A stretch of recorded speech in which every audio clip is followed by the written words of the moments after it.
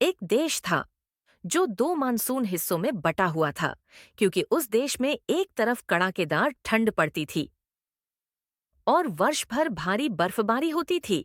इस कारण पूरे साल बर्फ जमी रहती थी। वहीं दूसरी तरफ मौसम बिल्कुल साफ सुथरा और समय समय पर अच्छी वर्षा होती रहती थी, जिससे पूरे साल पूरे हिस्से में हरियाली छाई रहती थी। वो सूर्य की सुबह की धूप मानो स्वर्ग का एहसास होता हो। उस देश में बर्फ वाले हिस्से में समय जैसे जैसे बढ़ता गया, अब वहां बर्फ और ठंड का प्रकोप बढ़ता जा रहा था। अब बहुत सारे जानवर ठंड सहन नहीं कर पाए और बेचारे मर गए। कई जानवर जम गए और शायद कुछ लंबे बर्फ के समुद्र में कहीं गुम हो गए। वहां पास ही एक लेपर्ड की गुफा थी, जिसमें अभी भी लेपर्ड अपनी जिंदगी को ठंड से बचाने की कोशिश में लगा हुआ था। लेपर्ड की बच्चे और उसकी पत्नी एक खाई से शिकार करते वक्त गिर गए और दोबारा ऊपर वापस न आ पाए। लेपर्ड के बच्चों की माँ कहती है, मत जाओ मेरे बच्चे, उधर खाई है। नहीं, मेरे बच्चे इसमें गिर गए। अब मैं जीकर क्या करूंगी? मैं भी चली जाती हूँ। इस कारण से लेपर्ड अकेला ही रहा करता था। अब लेपर्ड पे भी ठंड सहन नहीं हो पा रही थी।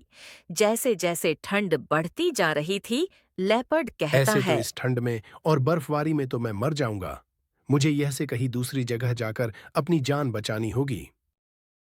ऐसे कहकर लेपर्ड अपनी गुफा को छोड़कर चल दिया और जाते समय लेपर्ड कहने लगा, आज मुझे अपना घर, अपना आशियाना छोड़कर जाना पड़ रहा है। क्योंकि लेपर्ड को उस गुफा में रहते हुए 4 साल हो गए थे। ऐसा कहकर लेपर्ड दूसरे जंगल की ओर चल दिया।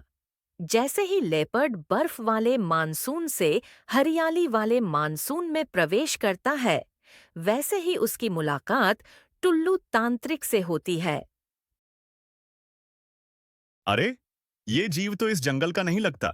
टुल्लू तांत्रिक ने पहली बार इस इलाके में लेपर्ड को देखा था, जो ठंड से कप कपा रहा था। इसके बाद टुल्लू तांत्रिक ने मौके का फायदा उठाया और अपनी शक्तियों से लेपर्ड को अपने वश में कर लिया और लेपर्ड को भूत लेपर्ड में बदल दिया और अपनी कुटिया में ले गया, क्योंकि जंगल के सभी जानवर जानते थे कि अगर हम जंगल की तरफ गए तो टुल्लू तांत्रिक या तो हमें मार देगा या हमें कुछ बना देगा। ऐसा पहले भी हो चुका था। गलती से एक सियार टुल्लू तांत्रिक के इलाके में चला गया था और टुल्लू तांत्रिक ने उसे भूत भेड़िए में बदल दिया था, जो कि शेर के पीछे पड़ गया था। वो तो शेर माँ शेरा वाली का वाहन है। इस कारण से शेर पे माँ की कृपा हमेशा रहती है और सियार को माँ के मंदिर के अंदर ले गया, जिससे सियार का भूत उतर गया। शेर और सभी जानवर प्रत्येक सप्तमी और अष्टमी को माँ के दर्शन करने जय करती थी, जिससे माँ जंगल के सभी जीव जंतुओं से बहुत प्रसन्न थी। इस कारण से टुल्लू तांत्रिक जंगल में नहीं आता था।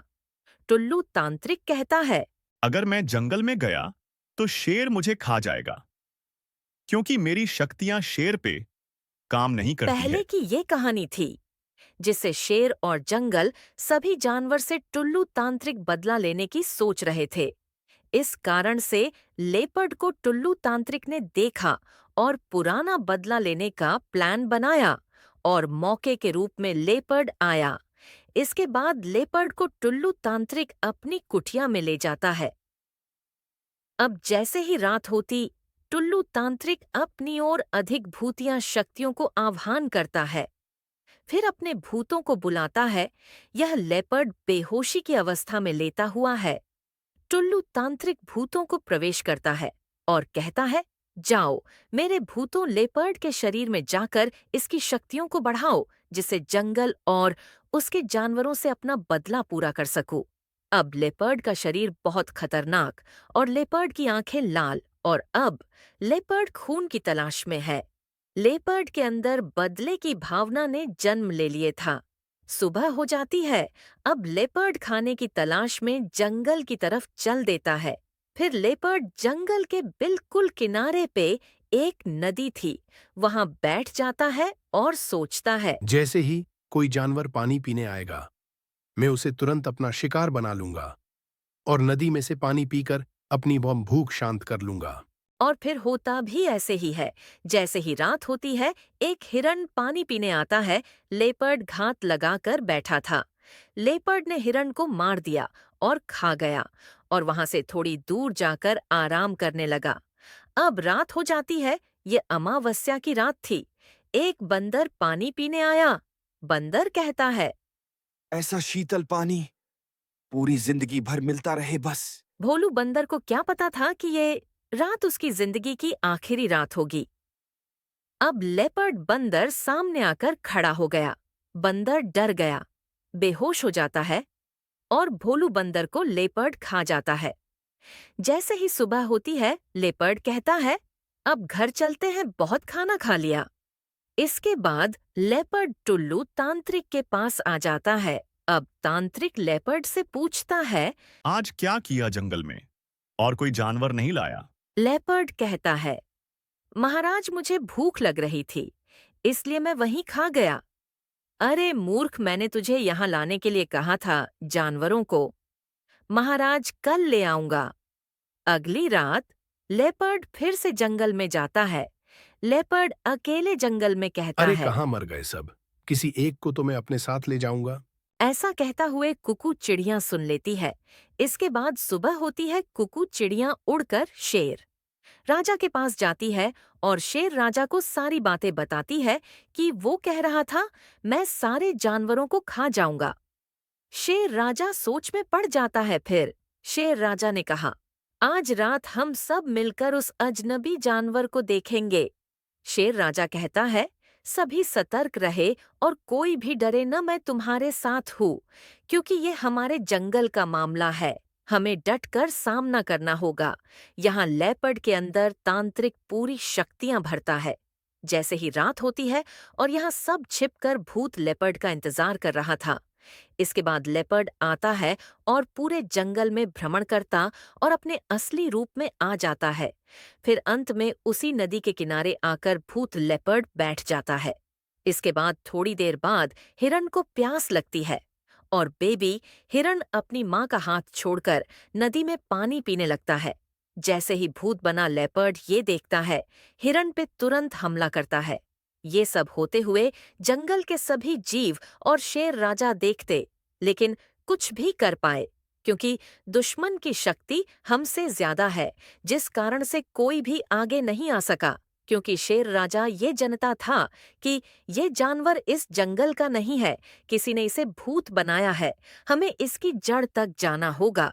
इसके बाद शेर राजा सोचता, मैं इसे यहाँ लड़ाई करता हूँ तो कोई फायदा नहीं है। इसके बाद शेर और सभी जीव सुबह होने का इंतजार करते हैं। इसके बाद जैसे ही सुबह होती है, अब भूत का रूप खत्म हो जाता है। अब लेपर्ड धीरे धीरे तांत्रिक की तरफ चल देता है और पहुंचे जाता है।